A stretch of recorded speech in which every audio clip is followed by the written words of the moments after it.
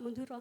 Tapi enaknya Bapak, kalau kita dirasani Madura, pakai bahasa Madura, kita ngerti. Kadang kalau ngomong itu kita sulit, tapi kalau dirasani Madura, ngerti Bapak. Jadi hati-hati dengan orang Pandalungan, ojo ngerasani Madura. Kadang ada orang yang Pandalungan enggak mau diakoni orang Madura Bapak. Jadi inilah uniknya kita berada di Bakori 5 Jember. Kita budayanya Pandalungan, saling menghormati, saling membudayakan bahasa kita. Karena apa? Kalau kita orang Indonesia, Cinanya Indonesia itu katanya Madura. Dari Sabang sampai Merauke ada orang Madura. Tepuk tangan oleh orang Madura ini. Tidak membuang waktu lama-lama, monggo Bapak waktu untuk paparan 20 menit nih. Dimulai dari Bapak Eko Pamuji 50 menit. Nanti kita pengembangannya Mas 50 menit. DRS Eko Pamuji MIKOM dengan tema kompetensi esensial aset di era transformasi. Monggo Bapak aplaus dulu untuk Bapak kita, Bapak Eko Pamuji.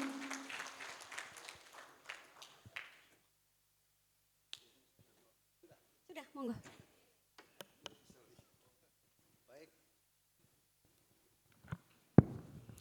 Baik, terima kasih Bu Moderator, Bu Endang. Sepertinya saya juga harus membuat pantun deh.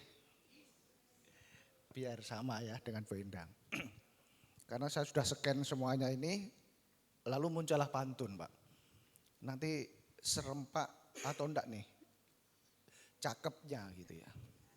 Saya lihat nih, saya dengar nih, cakepnya. Belum. Apa ya pantunnya?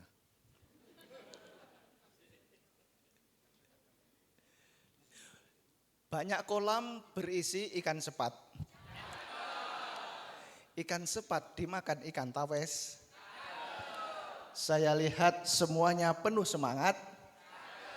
Saya doakan kelak semua menjadi orang paling sukses. Baik, terima kasih. Ini tadi sudah di-BCI oleh Pak, siapa tadi ya? 50 menit, harus 50 menit. Ya mungkin nanti 50 menit itu yang 20 untuk paparan, yang 30 untuk tanya jawab. Mungkin begitu, kira-kira begitu. Baik, sore ini semoga masih tetap semangat. Setelah pagi tadi juga menerima materi, sore ini juga saya ingin Bapak Ibu sekalian, teman-teman semuanya bisa bisa menikmati sore ini dengan bahagia, begitu ya, bahagia. Jadi kalau kita tidak bahagia, ya lebih baik kita tidak ada di sini. Saya berharap semua bahagia. Bahagia Bapak Ibu? Bahagia. Karena bahagia, mohon izin saya berdiri, biar saya bisa melihat Bapak Ibu sekalian dan juga saya bisa melihat panjenengan semua. Pandalungan, tadi Ibu Endang sudah menyampaikan itu, artinya baru tahu saya sekarang Pandalungan itu Madura tidak Madura, Jawa juga tidak Jawa. Terus apa itu namanya? Ya Pandalungan. Gitu. Baik, tema sore ini sangat familiar dengan kita semua. Transformasi digital. Ya, transformasi digital itu memang program pemerintah yang sudah bertahun-tahun digelurakan oleh pemerintah. Ada perlu adanya transformasi digital. Di mana? Di sektor birokrasi, di sektor pemerintahan begitu ya. Nah, ini sub temanya ini kompetensi ASN di era transformasi ini. Persoalannya sebenarnya bukan soal ASN-nya, Pak. Persoalannya adalah pada diri kita. Diri kita lepaskan dari ASN dulu. Diri kita.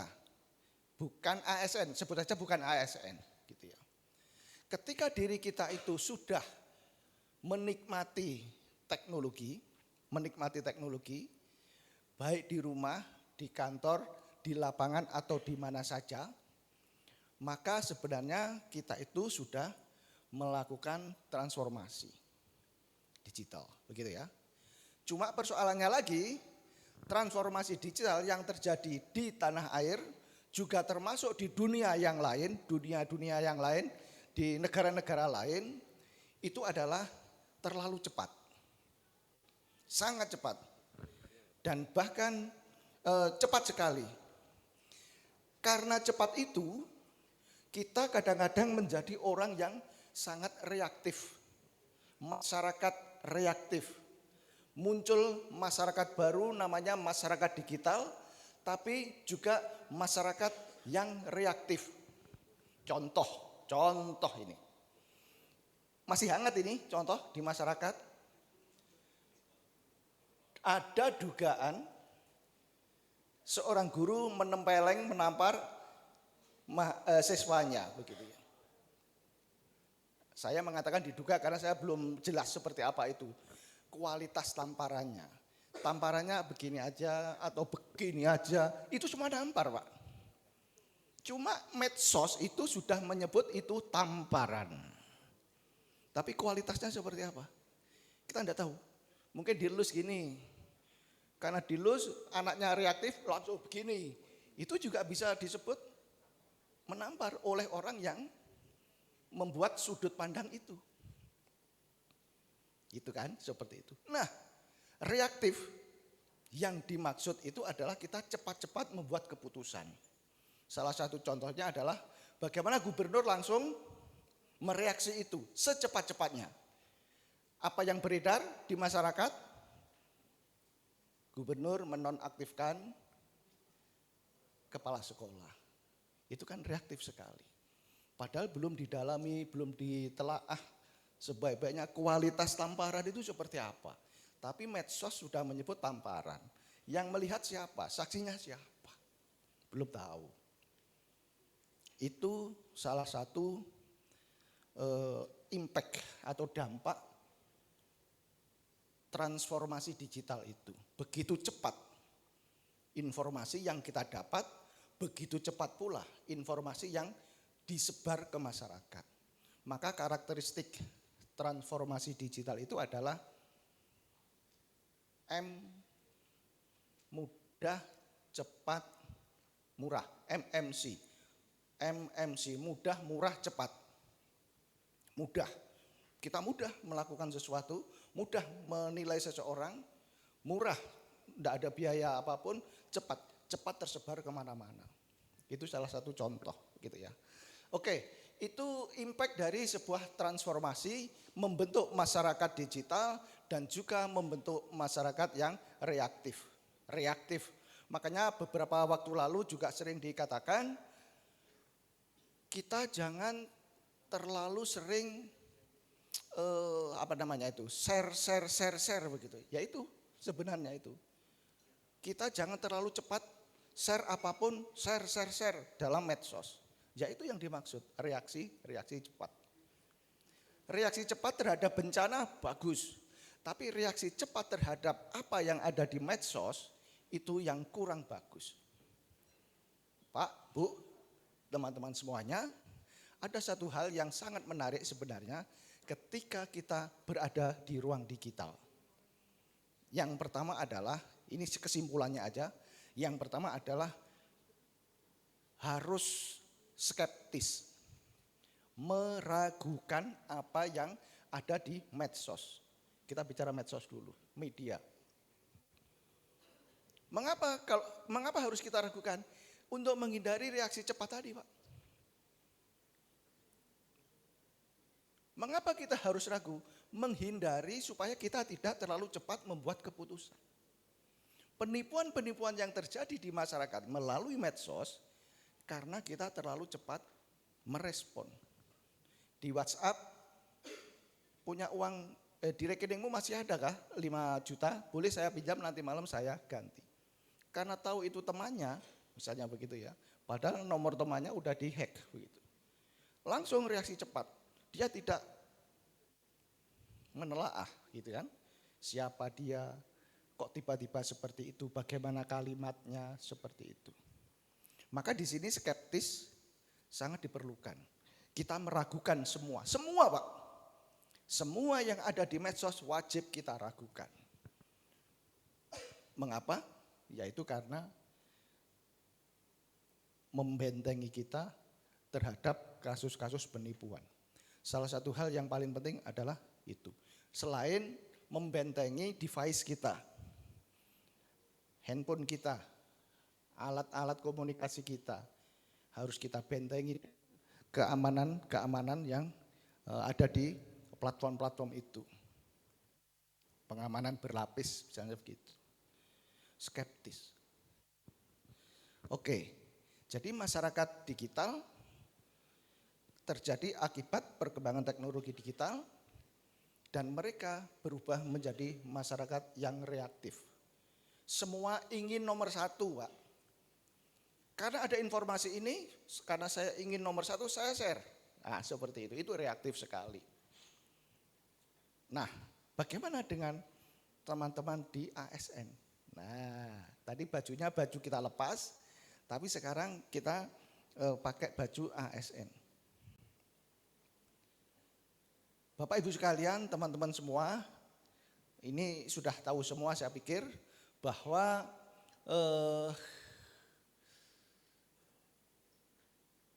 percepatan atau transformasi digital itu sudah diatur oleh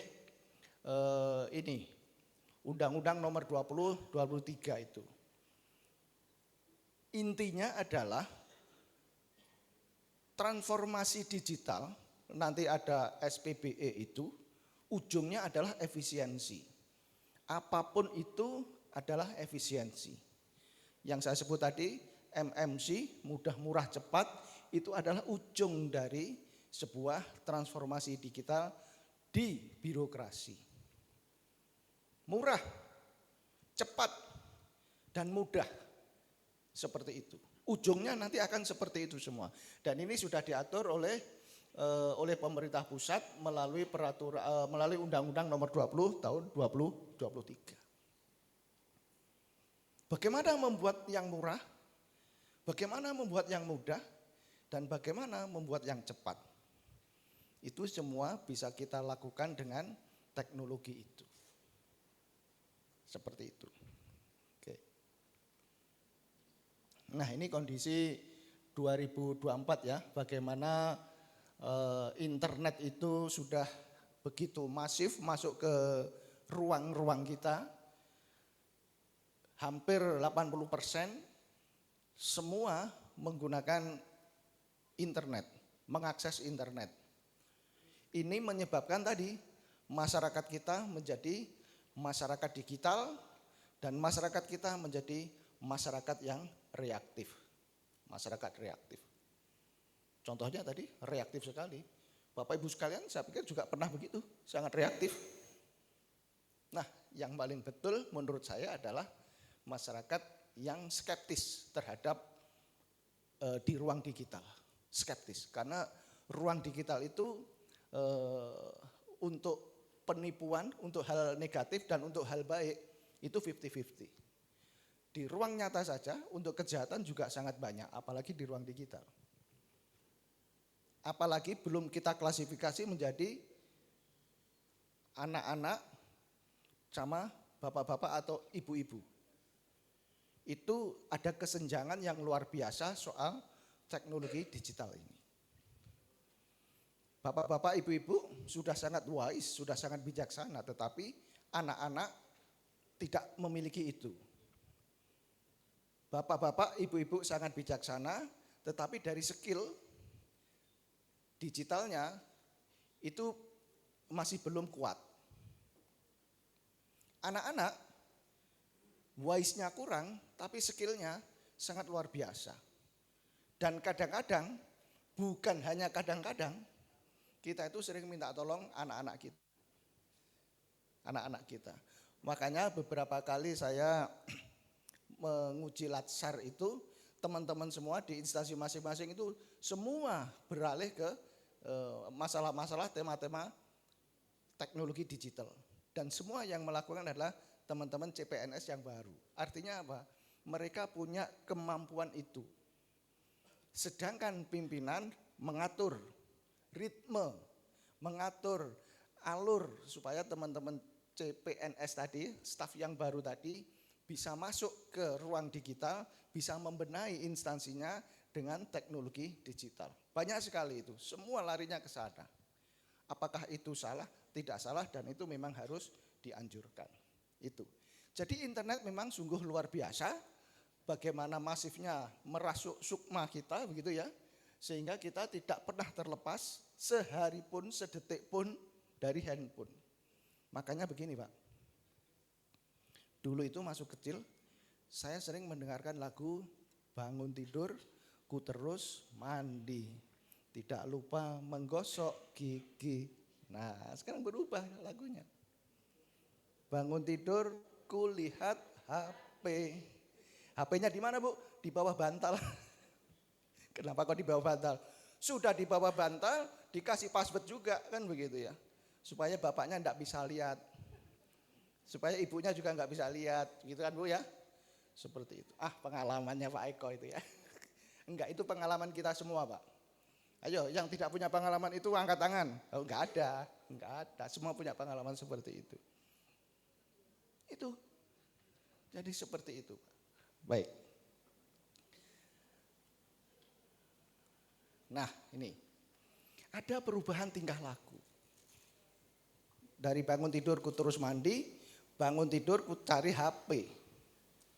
Di bantal, di bawah bantal itu. Biar enggak ketahuan bapak, biar enggak ketahuan ibunya gitu ya. Perubahan perilaku inilah Pak, yang kemudian kita bisa menciptakan hal-hal baru dengan teknologi baru itu. Makanya ketika teman-teman CPNS yang melakukan Latsar membuat rancangan aktualisasi, itu diarahkan ke sana semua. Semua harus berbasis teknologi digital. Apapun itu diarahkan ke sana. Untuk apa? Untuk memenuhi undang-undang tadi. Jadi cara berpikirnya dipengaruhi oleh perubahan tingkah laku itu. Bapak Ibu pernah enggak kira-kira ketika punya uang tinggal 50.000 Pak, sementara data internetnya hilang, habis. Kira-kira mau makan atau mau beli pulsa Pak? Cari wifi. Betul sekali Pak, cari wifi. Artinya apa? Artinya ada perubahan perilaku Pak. Cari wifi untuk apa? Untuk menghidupkan internetnya. Kalau sudah hidup internetnya, kita bisa pinjam uang. Pinjam uang misalnya gitu. 100.000 misalnya begitu. Nah seperti itu Pak. Perubahan tingkah laku atau perubahan perilaku itu sudah, ini saya mengutip Marshall McLuhan. Perkembangan teknologi komunikasi itulah yang sebenarnya telah mengubah kebudayaan manusia. Nah ini yang lebih fokus lagi adalah eksistensi manusia ditentukan oleh perubahan model komunikasi. Model komunikasi Pak. Model komunikasi. Eksistensi manusia lebih ditentukan oleh model komunikasi. Eksistensi. Kita bicara soal eksistensi. Bapak Ibu sekalian berada di birokrasi. Birokrasi itu adalah gambarannya melayani masyarakat begitu. Saya ingat filsuf René Descartes. Yang terkenal itu apa? Cogito ergo sum. Aku berpikir, maka aku ada. Pak, bagaimana kalau kita menerjemahkan di ruang birokrasi Pak? Aku berpikir, maka aku ada. Ini kaitannya dengan eksistensi tadi. Bapak Ibu sekalian punya tempat duduk, itu adalah salah satu bentuk eksistensi Pak. Misalnya menjadi kepala bidang apa, kepala sub bidang apa, kepala bagian apa, itu adalah eksistensi. Tetapi kalau kita tarik dengan René Descartes tadi, cogito ergo sum, aku berpikir maka aku ada. Kalau Bapak Ibu tidak melakukan apa-apa, maka dianggap tidak ada apa-apa. Oleh karena itu apa? Oleh karena itu ketika kita masih punya kursi, tempat duduk, tempat bekerja, maka kita harus berpikir, Pak. Nah, berpikirnya apa, Pak? Berpikirnya untuk mencapai titik eksistensi tadi. Misalnya, Ibu dari mana, Bu? Banyuwangi bidang apa?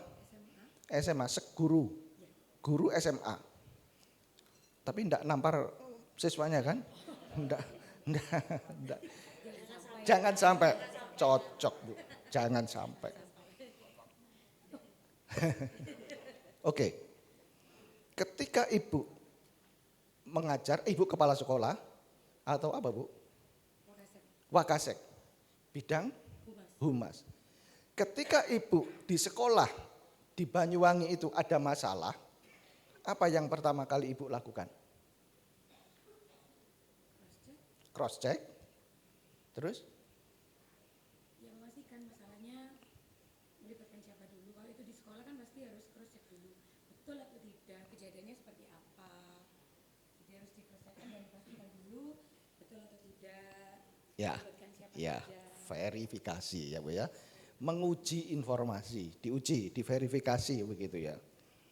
Itu adalah bagian dari Ibu ingin menunjukkan eksistensi. Saya ini wakil kepala sekolah bidang humas, ini ada masalah, saya akan menunjukkan eksistensi saya sebagai wakil kepala sekolah. Apa yang saya lakukan?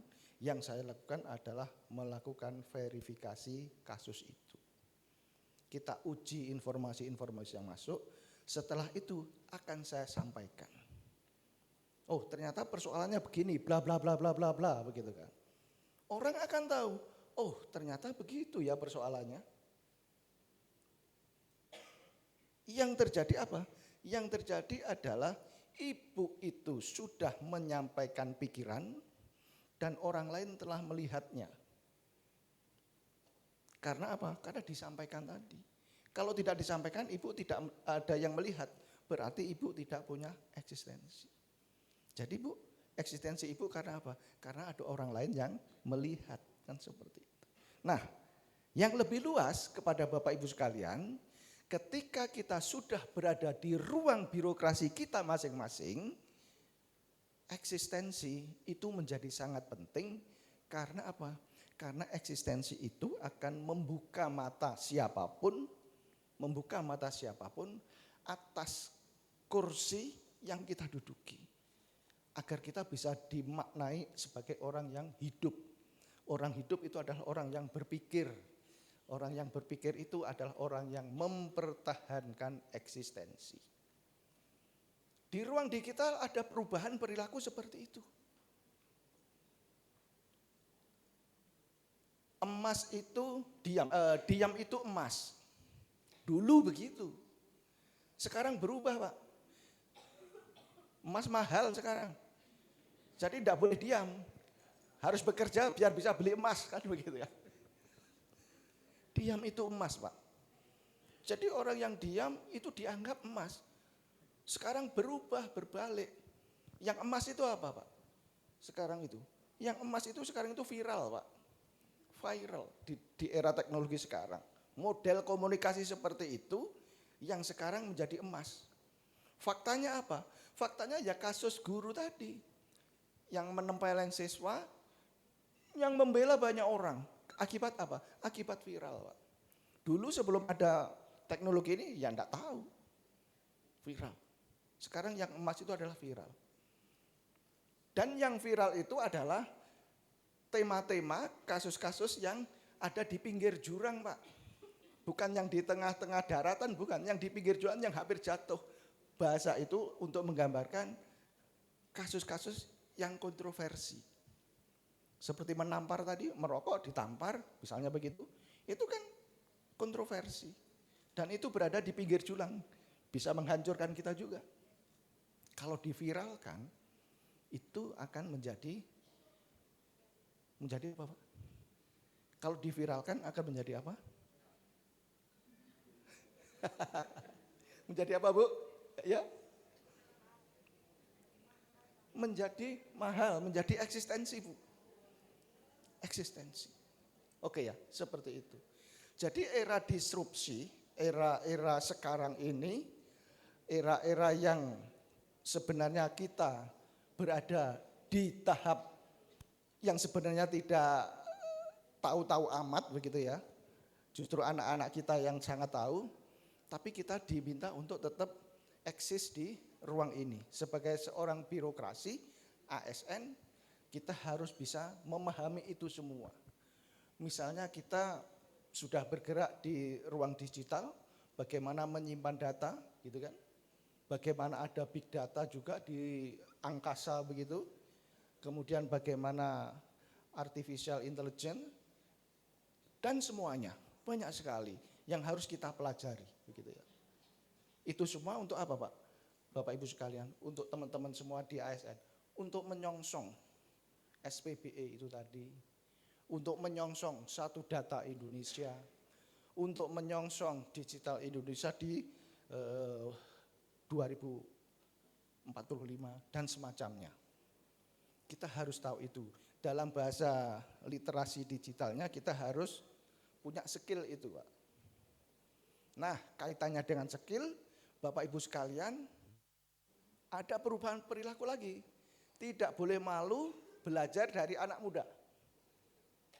Tidak boleh malu belajar dari anak muda. Ketika Bapak Ibu semua punya staf anak muda, ayo Bu, dimanfaatkan. Dimanfaatkan semanfaat-manfaatnya begitu ya. Untuk anak muda. Excel kadang-kadang juga banyak yang enggak tahu. Cara mengoperasikan juga enggak banyak yang tahu. Tapi anak-anak muda kita sangat banyak yang tahu. Nah, itu. Jadi ada perubahan perilaku di situ. Model komunikasi kita. Nah, itu tadi, Pak ya. Ada 3 hal transformasi itu menjadi sesuatu yang sangat penting. Transformasi digital itu. Yang pertama meningkatkan efisiensi, menciptakan inovasi dan meningkatkan layanan pengalaman digital, pengalaman layanan digital. Saya bertanya, Pak. Ketika saya makan nasi goreng dan nasi goreng itu buatan emak saya, maka saya disebut makan nasi goreng tradisional buatan emak saya. Tetapi sekarang di resto-resto modern begitu ya. Resto itu biasanya modern, Pak. Ada varian-varian nasi goreng. Ada nasi goreng warna-warni misalnya begitu. Nasi gorengnya itu dikasih warna, Pak. Per biji, per butir. Per butir nasi itu dikasih warna. Warna-warni, merah, hijau, kuning, merah, hijau, kuning, merah, hijau, kuning. Warna-warni. Untuk apa, Pak itu? Untuk menarik perhatian, ya Pak ya. Pak, ketika kita sudah melakukan itu, Pak, kita itu disebut sudah melakukan apa? Iya Bu? Menciptakan inovasi. Yang saya tanya Bapak ini yang jawab sana, Pak. Keras terkuat. Ya. Saya setuju, Pak, rasnya terkuat. Jadi kalau kita ada kesalahan-kesalahan dengan ibu-ibu, harus kembali ke pasal 1, Pak. Apa itu pasal 1, Pak? Cocok, Bu. Wanita tidak pernah salah. Sudah.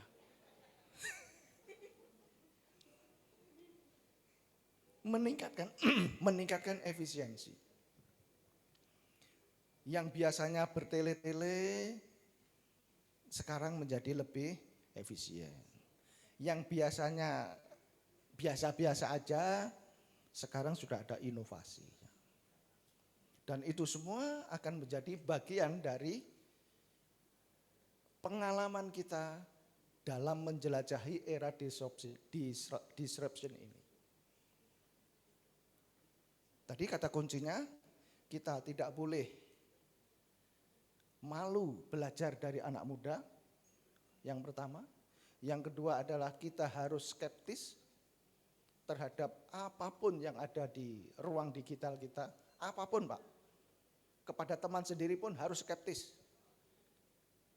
Harus kita uji, harus kita lihat apakah benar atau tidak benar, karena hoax juga berseliweran setiap saat. Hoax berseliweran setiap saat. Oke. Nah, bagi teman-teman ASN, transformasi digital itu juga memiliki peluang, memiliki tantangan, dan kita harus ciptakan solusi itu, Pak. Tantangannya apa, Pak? Tantangannya yaitu tadi, masalah usia, Pak. Teman-teman yang seusia saya, itu biasanya Pak, kurang melek digital, Pak. Kurang ya, tapi kalau saya sudah melek. Tetapi anak-anak kita itu sangat melek digital. Itu tantangan, Pak. Di birokrasi juga seperti itu. Ayo Bapak Ibu sekalian yang sudah tidak mau berpikir yang keras-keras, ini nanti akan ditinggal oleh anak-anak muda tadi.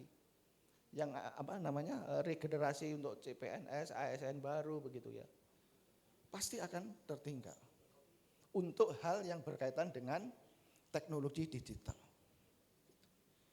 Tapi di balik itu, Bapak Ibu sekalian yang sudah punya kursi kedudukan, itu bisa menciptakan peluang baru.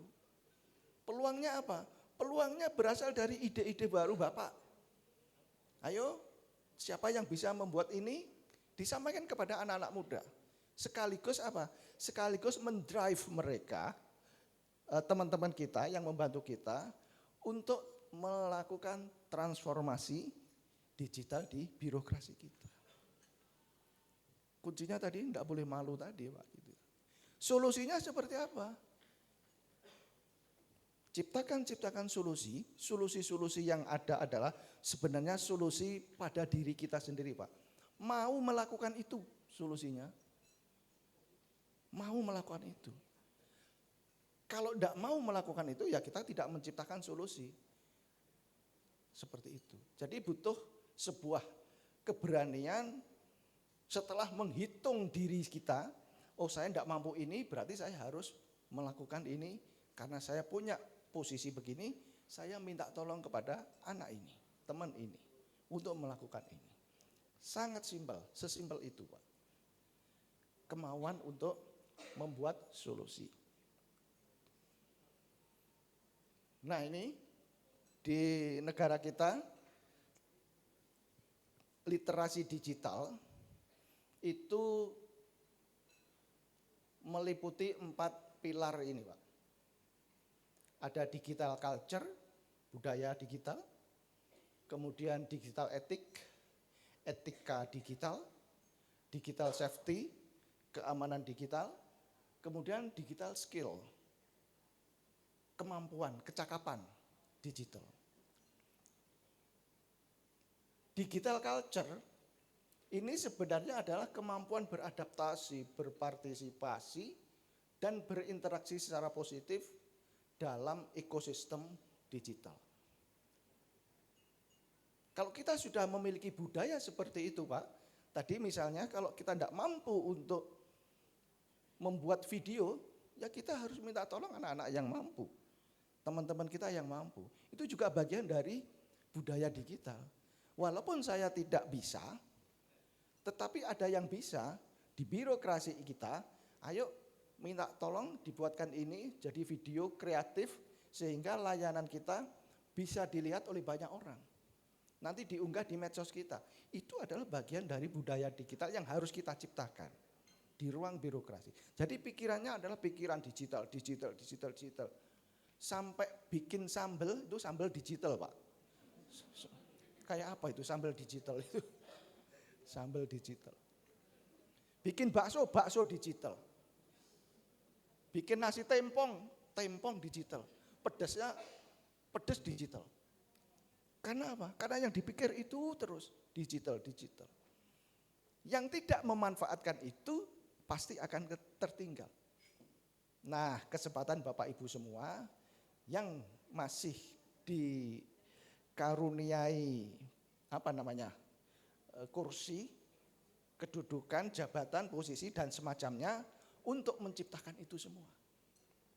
Budaya digital di birokrasi. Kemudian etik. Etik itu sopan santun, tingkah laku. Bagaimana kita berkomunikasi dengan atasan kita, sesama teman kita, dan atau kepada masyarakat semuanya. Masalah etika ini Pak, di Indonesia pernah diteliti, itu menjadi netizen yang paling tidak sopan di Asia Tenggara. Masih ingat bal-balan Pak, sepak bola kemarin itu, siapa yang dirujak Pak? Yang dirujak Patrick. Yang dirujak bagus itu wasit yang dari Kuwait itu. Awalnya jelek, tapi bagus sekali. Kekuatan netizen seperti itu. Sebelum-sebelumnya saat melawan Bahrain, yang dirujak wasitnya juga. Seluruh Indonesia menghujat yang namanya wasit yang berat sebelah. Artinya apa? Artinya di situ muncul etika Pak, etika di media sosial. Seperti apa yang dilakukan oleh netizen kita? Ya seperti itu, netizen maha benar dengan segala komennya. Tidak pernah salah. Status yang benar, yang bagus aja bisa salah. Apalagi yang salah. Contohnya begini lagi. Ada staf atau pejabat gubernur misalnya. Udah kita masuk ke situ aja. Gubernur melakukan kunjungan kerja ke Jember.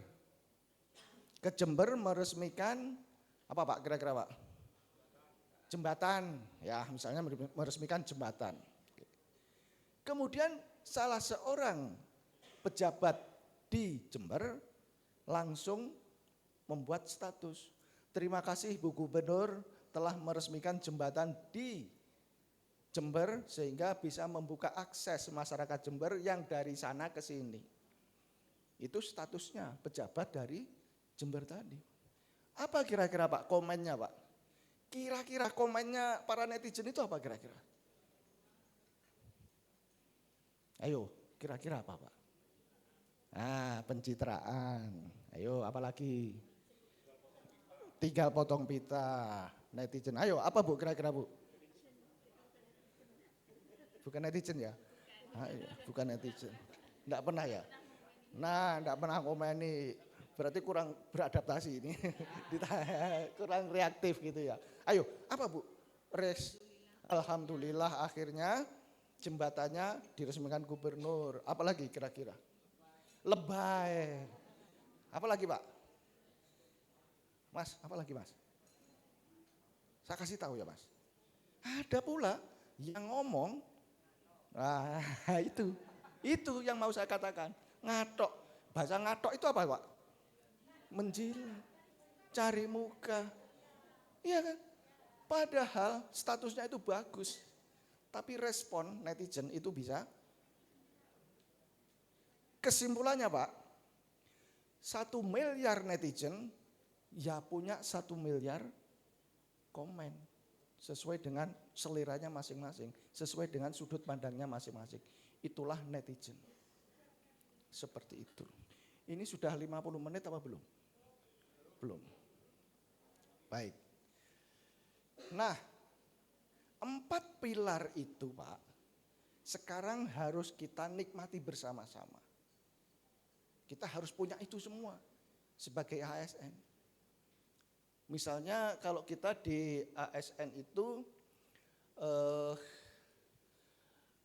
ada pilar literasi kognitif dan informasi. Ini fokusnya kemana? Misalnya memahami informasi digital tadi seperti yang sudah disampaikan dari wakil kepala sekolah di Banyuwangi itu, validasi sumber, nah, seperti itu kan. Lalu etika digital, verifikasi hoax dan semacamnya. Itu kalau kita sinkronkan dengan pilar literasi digital di Indonesia, kita masuk pada digital etik dan digital skill. Etikanya seperti apa, skillnya seperti apa, kemampuan saya seperti apa. Kemudian ada literasi teknologi dan keamanan cyber. Begitu. Fokusnya di mana? Fokusnya adalah penguasaan perangkat digital, menguasai Pak. Kadang-kadang kita itu bisa membeli handphone yang sangat mahal dan bagus, tetapi tidak menguasai penggunaannya. Hanya digunakan untuk WA. Untuk apa? Foto. Ya untuk dua itu aja, ngirim WhatsApp, foto-foto, sudah. Padahal di situ banyak sekali fitur-fitur yang bisa. Jadi handphone yang harganya 30 juta hanya untuk WhatsApp sama foto. Nah itu artinya kita tidak menguasai perangkat digital. Rugi Pak kita seperti itu. Nah itu kalau kita sinkronkan berarti kita berkaitan dengan skill. Skill digital kita seperti apa? Kurang gitu ya. Atau keamanan digital kita seperti apa? Dan masih banyak lagi bahwa skill dan keamanan digital itu saling berkaitan. Keamanan yang paling utama, yang itu tadi, yang saya sampaikan tadi, adalah skeptis. Itu keamanan yang paling utama, skeptis. Kalau kita sudah skeptis, insya Allah keamanan yang lain-lain itu akan tercapai. Gitu. Nah, skeptis. Nah, oleh karena itu, perlu kompetensi esensial bagi teman-teman semua yang berkaitan dengan teknologi digital. Keamanan siber dan cara menggunakannya. Termasuk di dalamnya itu ada sekarang AI. Tidak usah ragu-ragu, tidak usah malu-malu, AI itu wajib kita gunakan, Pak. Wajib kita gunakan karena dia adalah alat bantu kita untuk mengerjakan tugas. Tapi kita harus sesuaikan dengan kondisi-kondisi tertentu. Gitu. Banyak yang menyalahgunakan AI. Membenar gunakan juga banyak gitu ya. Kita yang membenar gunakan aja. Yang menyalahgunakan biasanya berpikiran secara instan seperti itu. Pokoknya udah jadi selesai, tugas kita selesai gitu. Itu tadi. Nah, bunga di taman bunga selasih. Ambillah satu jangan sampai jatuh.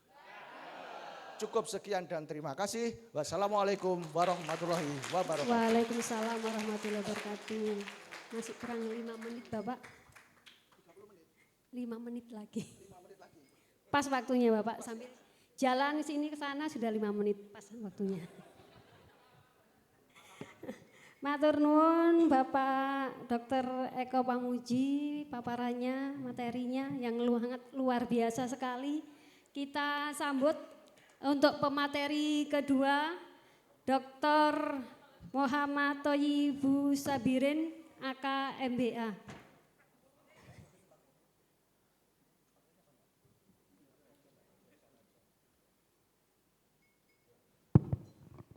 Baik, bismillahirrahmanirrahim. Assalamualaikum warahmatullahi wabarakatuh. Bapak Ibu yang saya cintai, hari ini saya datang ke Jember tadi dalam perjalanan di tol sepi gitu kan. Karena memang tol antara Malang ke Jember ini karena bangunan baru dianggap untuk tingkat pengembaliannya harus lebih cepat sehingga harganya mahal. Jadi kalau saya kemarin ke Bojonegoro, PP itu hanya habis sekitar enggak sampai 200.000. Tapi ketika saya harus PP Malang Jember itu sudah lebih dari sekitar 260.000. Jadi cukup mahal. Ya, jadi sepinya itu bukan karena tidak ada kegiatan ekonomi, tapi saya melihat itu karena tarifnya berbeda dengan tarif yang normal. Ketika saya masuk ke Tanggul, saya mulai melihat bahwa sudah semakin banyak kemacetan, artinya jalanan padat, merayap. Nah, hal ini menjadikan satu gambaran bagi saya adalah itu indikator bahwa ekonomi ini sudah mulai bergerak. Ya. Jadi ketika kita melihat hari-hari ini menteri yang ada di dalam kabinet yang paling banyak disorot, yang paling banyak untuk bisa diminta untuk WLV itu adalah Menteri Keuangan, ya, Pak Purbayayudi. Artinya beliau adalah orang yang memang diharapkan untuk bisa mengubah suatu hal yang sudah berjalan selama puluhan tahun, 20 tahun. Bu Sri Mulyani itu 2 periode, 2 presiden 10 tahunan, berarti kan hampir 20 tahun. Sehingga dengan konsep ini menunjukkan bahwa perlu adanya satu perubahan. Dan perubahan ini yang cukup menarik Bapak Ibu, bahwa saya adalah ekonom. Saya sehari-harinya sebagai Kepala Laboratorium Investasi dan Pasar Modal, hidup saya itu ngomongin uang. Nggak ada hari yang tanpa ngomongin uang. Jadi semuanya itu harus terkait dengan uang. Ya, artinya bahwa bagaimana kita bisa mengelola uang dengan baik. Nah, yang saya lihat adalah bahwa Pak Purbaya ini sebagai ekonom itu bukan berasal dari pendidikan ekonomi awalnya. Tapi basicnya adalah dari teknik, ya, lulusan ITB.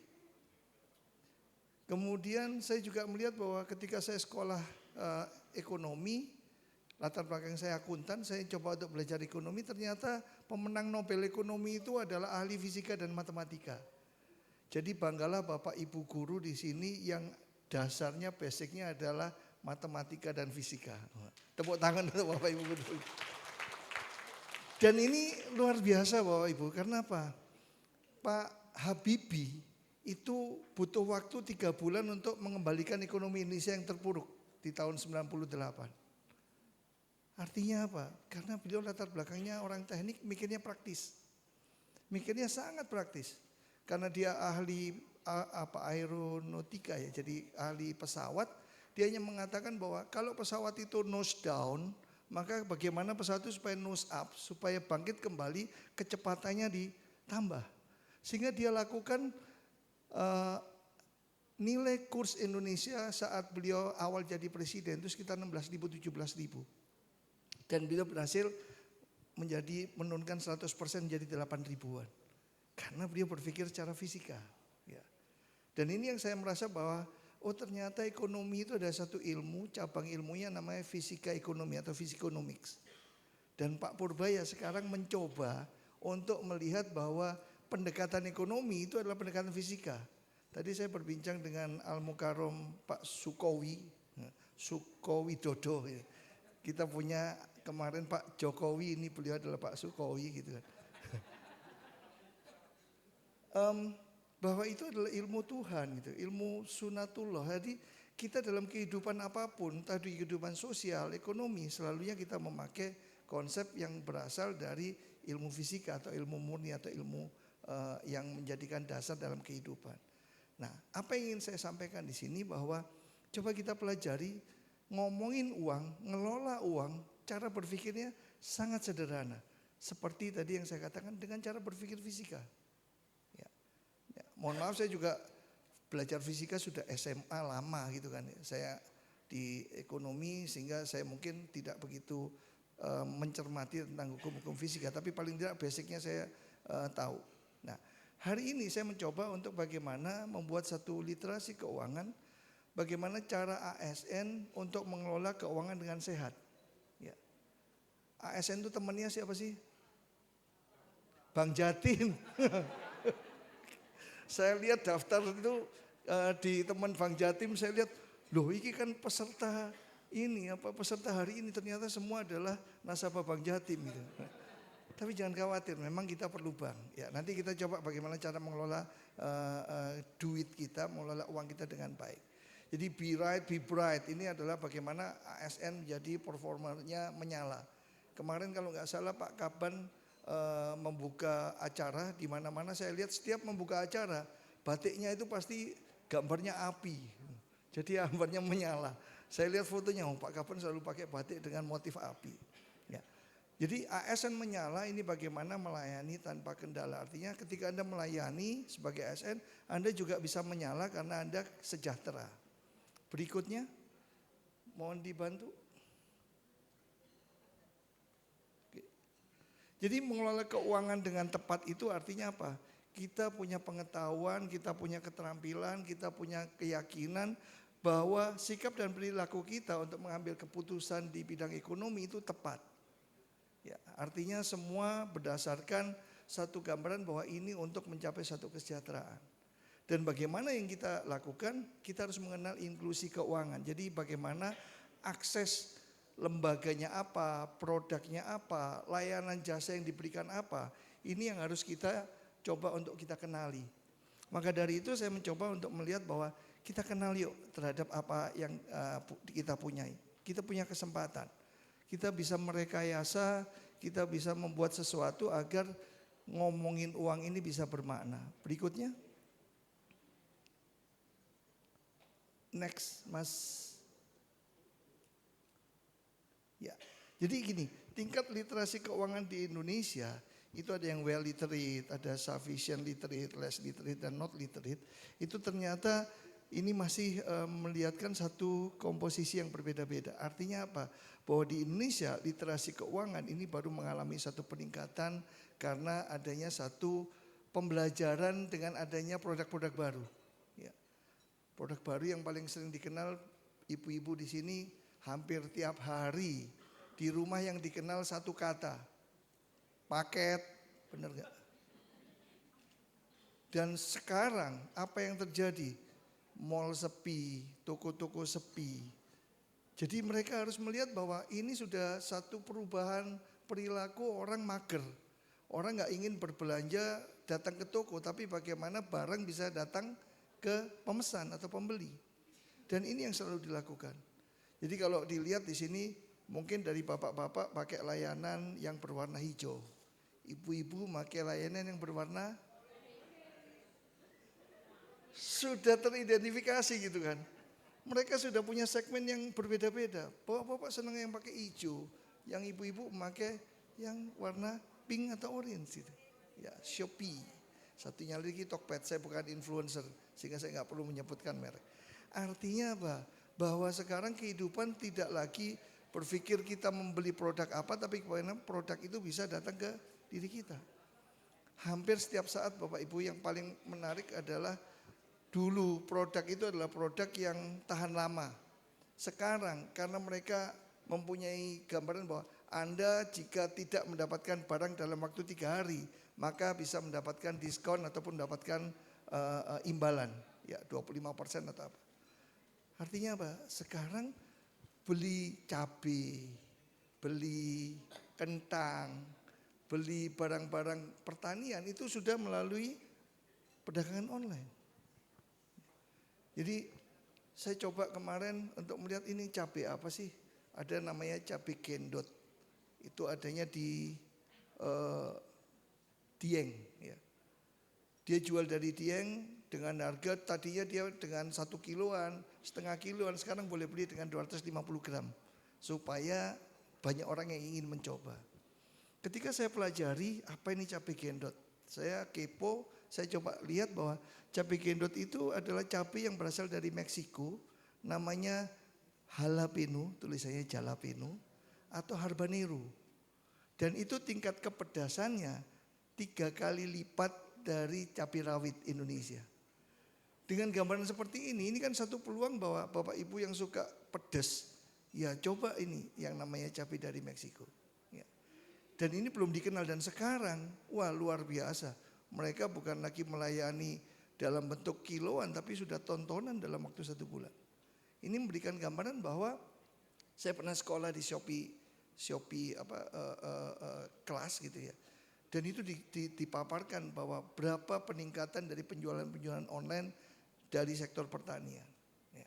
Jadi ini yang saya berikan gambaran bahwa kita harus tahu bahwa perubahan ini, Bapak Ibu pasti mengatakan, wah saya setiap hari harus ngantor dan seterusnya. Tapi bahwa Pak Zudan, ya, Pak Dirjen mengatakan ASN itu boleh untuk melakukan aktivitas wirausaha tanpa harus mengabaikan kewajiban sebagai ASN. Jadi apa yang paling gampang apa sih? Ya melakukan aktivitas work from anywhere atau work from home. Ya ini yang dijadikan. Makanya hari ini harusnya kita bisa, saya lagi di Malang, Bapak Ibu lagi di kota masing-masing mulai dari Probolinggo, situ Bondowoso, Banyuwangi, Jember dan kemudian Lumajang, nggak harus datang ke tempat ini, tapi ternyata penting gitu. Datang ke tempat ini karena ada hal yang memang lebih penting bahwa ya karena administrasi, karena dengan tempat ini Bapak Ibu bisa saling mengenal, silaturahmi bisa menambah rezeki, kan itu yang terjadi ya. Berikutnya next. Nah, jadi dalam inklusi finansial secara global, ternyata kita bisa melihat antara laki-laki dan wanita itu cenderung pria itu lebih bankable atau lebih banyak untuk memperhatikan pemakaian banking. Jadi semua keuangannya diatur dari perbankan ya, karena pria mungkin lebih banyak beraktivitas. Kemudian dari sisi usia, ternyata usia muda itu sekarang lebih cenderung memakai aktivitas keuangannya melalui perbankan. Dan perbankan yang terjadi bukan seperti Bapak Ibu yang lakukan sekarang. Bapak Ibu pasti mikirnya Bank Jatim gitu. Tapi anak-anak sekarang banknya udah berbeda. Pakai bank digital. Ajaib. Apalagi? Bank Jago.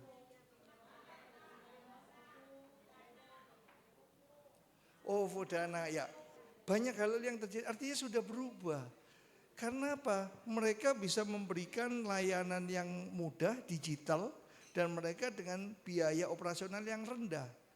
Bayangin Bapak Ibu, kalau Bapak Ibu sekarang ke bank, kalau hanya ngambil duit 100.000, mereka nggak mau, ditolak. Suruh ngadepin mesin. Kenapa? Karena yang namanya teller itu kan butuh lipstick, butuh perona pipi, itu biaya. Kalau hanya ngelayani orang yang hanya ngambil duit 100.000, dia ini sia-sia gitu kan. Artinya mereka hanya punya uang sedikit ya. Datanglah ke ATM. ATM itu automated teller machine. Bahasa Indonesianya anjunan tunai mandiri. Bahasa gaulnya ambil tunai men gitu kan. Jadi kita selalu lihat anak-anak ngomong ATM, ambil tunai men. Artinya apa? ATM itu dulu ya Bapak Ibu, itu merupakan jawaban yang luar biasa. Bapak Ibu sedang di King Cross di Sydney, sedang di dekat Masjidil Haram di Jeddah, atau sedang di Orchard Road di Singapura, atau sedang di bagian-bagian dunia manapun, itu ATM itu luar biasa. Artinya apa? Bahwa Bapak Ibu, kalau Bapak Ibu lihat ATM ada tulisan di belakangnya, biasanya ada beberapa tulisan, ada Maestro, ada beberapa, itu bisa dipakai di seluruh dunia. Ketika Anda datang di sana, ATM hanya nanya, ini beneran nih Anda yang punya kartu? Artinya apa? Minta PIN. Ketika minta PIN dia mengatakan, emang punya duit? Mereka langsung lihat ke bank yang ada di Indonesia. Oh ada dananya 1 juta misalnya. Ngambil berapa? Ngambil kalau misalnya dikurskan jadi 600.000, boleh nggak ngambil ini? Ya, kemudian dalam waktu tidak lebih dari 2 menit, bahkan mungkin kurang, itu Anda sudah bisa mendapatkan uang tunai dimanapun Anda berada. Itu ATM. Sekarang sudah tidak lagi memakai kartu, cardless. Ya, dan itu yang saya merasa bangga adalah Indonesia mampu menciptakan pembayaran yang bisa dipakai di manapun dengan lebih mudah hanya dengan genggaman di handphone. Namanya adalah kris. Jadi kris, kalau Pak Peri itu kris Pak. Orang Indonesia lagaknya kayak orang bule aja. Kris, kris, ya. kris. Jadi satu kode yang bisa dipakai di mana-mana. Jadi Bapak Ibu mohon maaf, misalnya Bapak Ibu ke Malaysia, ke food court. Dulu pasti berpikir bagaimana dari Indonesia siap-siap uang tunai, nukerin rupiah menjadi ringgit. Tapi sekarang Ibu belanja tinggal main tap dengan pakai kris. Nah ini memberikan gambaran bahwa semakin kemudahan itu semakin memperlihatkan bahwa Anda memakai apapun, ngomongin uang itu di dalam genggaman. Kalau dahulu ngomongin uang itu orang yang kaya dompetnya tebel. Dompet tebel dulu uang tunainya banyak. Atau mungkin kartu kreditnya banyak. Sekarang handphonenya bagus gak sih? Jadi handphone itu jadi tolok ukur sekarang bahwa Anda menjadi orang yang paling sejahtera. Berikutnya. Bisa di setel videonya Mas?